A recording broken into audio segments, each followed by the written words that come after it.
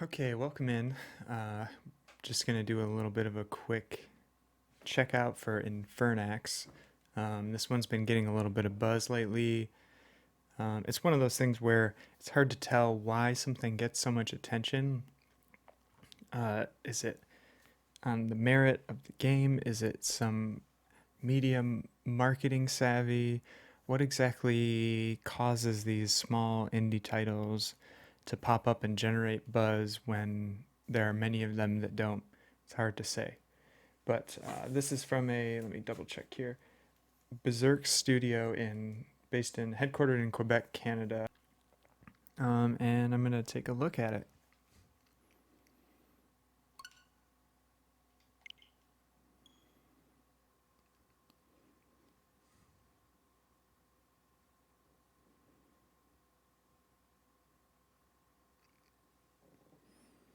Probably going to cut this slow load out. So opens up with this warning: not suitable for kids. This game contains mature themes that may not be suitable for everyone, ranging from saucy language, acts of violence in the name of justice, copious amounts of gore, and half-clothed. So, content warning. uh,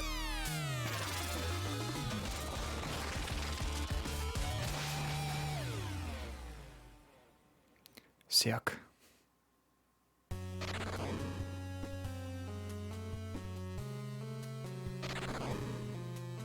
Okay, as of recording, this came out yesterday.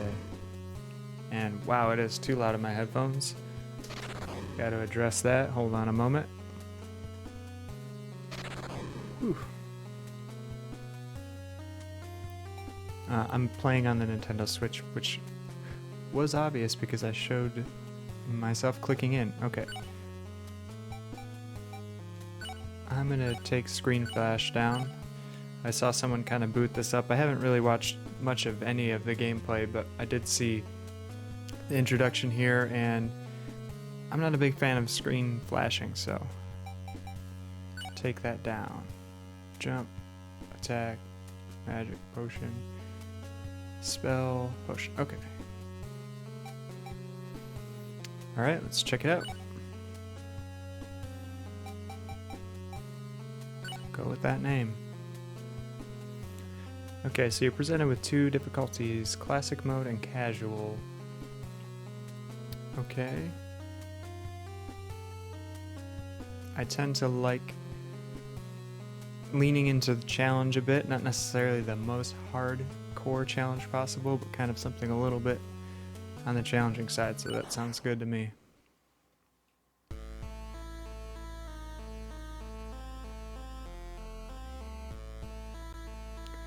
I really like, especially going back to 8-bit games, I really like big, filling the screen, chunky pixel art cutscenes like this. And it's part of the appeal of when a retro modern game is made, just adding to the legacy of this kind of art and expanding on it.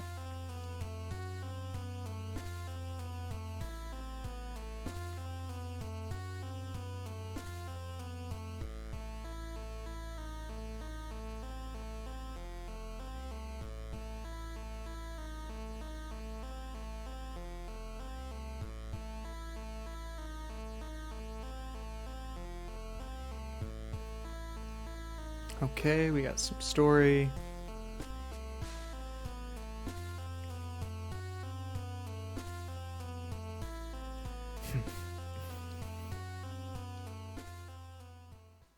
Again, love those cutscenes.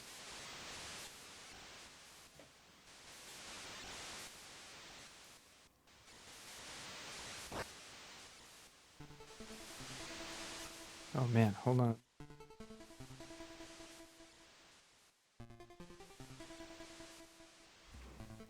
Okay, so seems to be it seems to be sort of an 8-bit style art, but none of those comparisons are exact, it's not entirely accurate with a lot of these retro games. It seems maybe best to say it's inspired by 8-bit art. The vein of art direction feels like a like Shovel Knight to me. There's a little bit of a kind of wind up to the jump. It feels a little weighty. Like there's a little bit of a delay. Not the snappiest.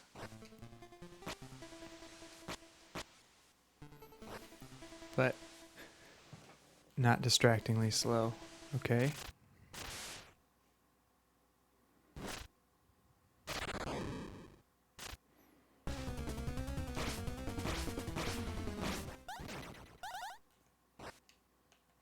Get a nice warm up on some easy enemy there.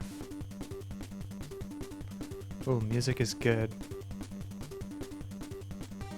I might take the game audio down a little bit just because that music is gonna drown me out. Nice, okay.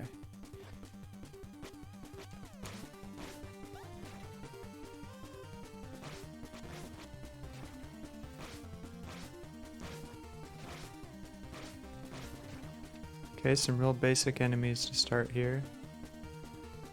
Alright, my intuition of pressing up at the door was right.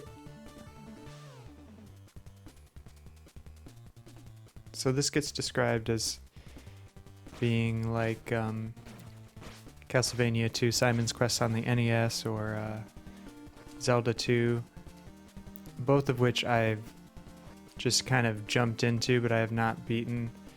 There's definitely a historical curiosity to playing them and the large potential that I would, with enough patience, enjoy them.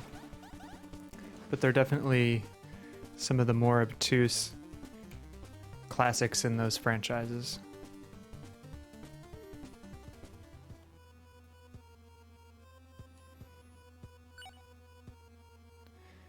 Well, he said kill me. It seems like helping him is killing him still here. Let's see what happens there.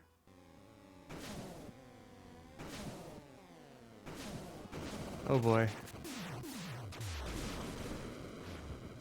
Oh man. Wow, that was not the best choice.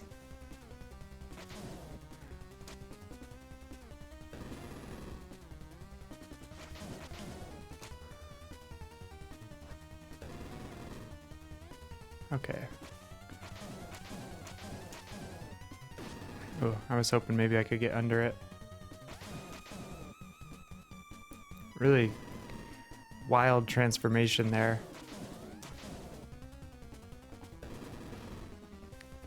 So this is going to be a first look. I'm just going to go a little bit in. Okay, I finished him up.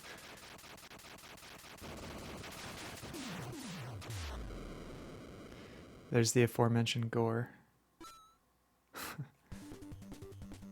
Cool. I like that choice. I've seen this far into the game when people are playing it, and if you choose to kill him, you just get a kill animation, whereas you got to enjoy some battling there.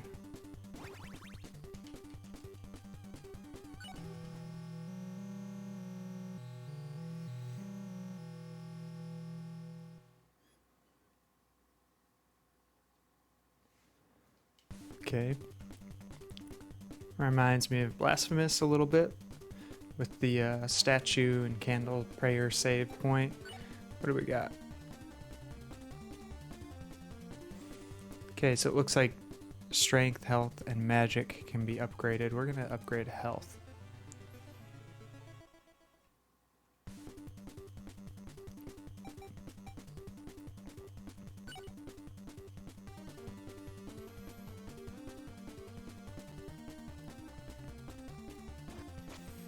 I wonder if I even have a spell. I don't think I do.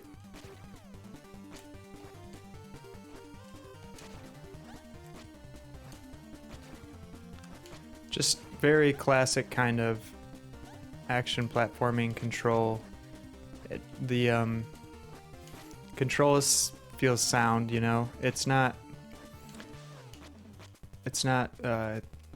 doesn't feel like Castlevania on the NES in the sense of you can redirect your motion in the air. and turn around and etc. Feels intuitive, kind of what you'd expect from these sorts of controls.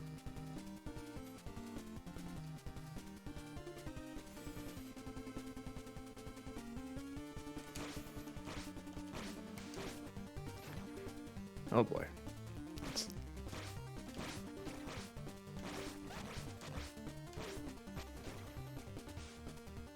Definitely not very strong to start here.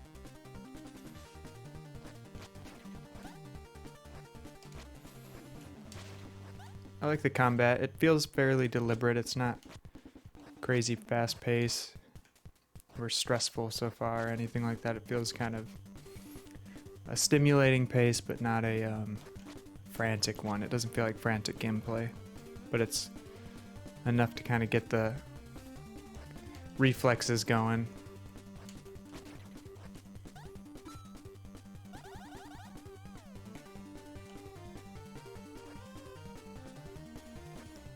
Alright, that's a dead end there.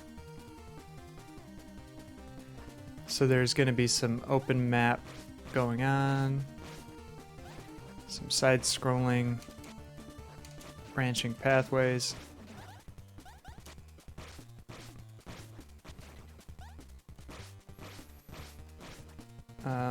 So far it feels competent to above average, and action presentation is probably average so far, a little bit above average. It's just the opening area, and I would say the most standout is the music.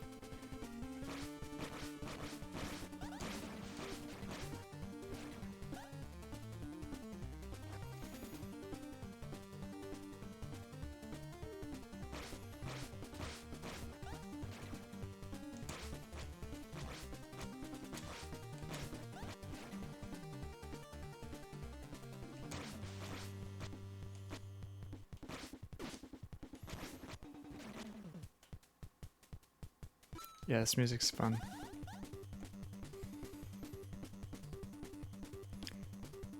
Which is a big piece of this. It's almost like the enjoyment of these sorts of games just comes in the immersive flow state that you can get, where you're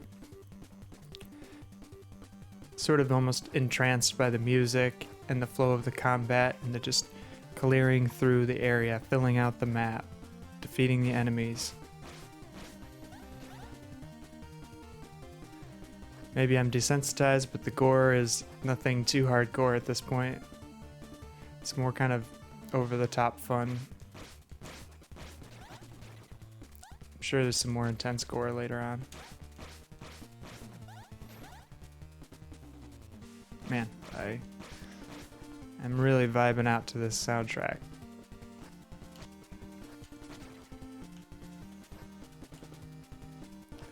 Not sure how far I want to go in terms of the first look, but Duke Elsador, please aid us in battle.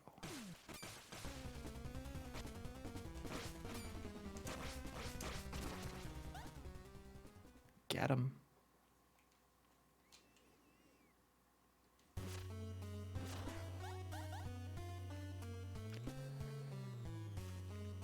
So I was maybe only surface level paying attention in the intro there, but you're returning home, you're unaware that there has been some evil brought to the land you're coming home involving a bad character in a book. Is it like up to talk? Okay, there's not a... Let's see what we got for upgrade. Okay, not enough yet.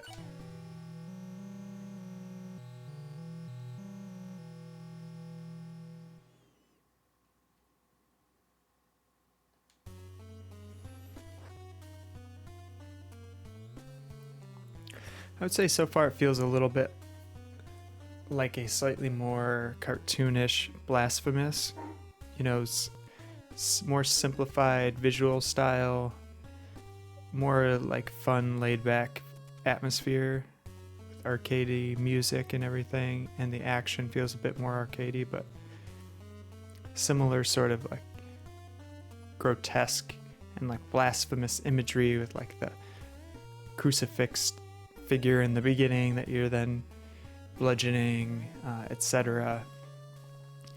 And I really do like that game a lot too. So yeah, this is something that is intriguing me so far on the earliest of moments, but yeah, I do think that on some level, just when these are done with a level of competence like this, it's just a fun formula, and so long as you're not inundated with it or getting tired of it, whatever your capacity is for this sort of game, it's kind of a classic formula that will continue to be enjoyable and interesting, and I'm glad there's such a regular interval of these sorts of games being made. Again, like I said in the opening, I'm not sure on the scale of the game's quality versus the ability for the developers or the company that made it to get the word out about the game. I'm not sure on that scale what amounts to a game like this getting so much more attention than some of the other ones that come out, but this seems to be one that's generating a decent amount of buzz. Not as much as like the Yacht Club game published Cyber Shadow last year around this time, but more so than many other kind of retro modern games like this in 2022 so far. It's still weird for me to say 2022. I gotta like double check in my brain that that's the correct year. I'm gonna go on a little bit more maybe and kind of fade out on some gameplay, but yeah, this has been fun. If you swung by and enjoyed watching, I appreciate it. I am just getting started on YouTube and kind of had fits and starts of trying to get this going, but figured doing something light and easy like this is a good way of getting the muscle memory for the upload going. And then I have anyways, I'll just leave it at that. Play it on for a little bit more. Turn up the game audio here.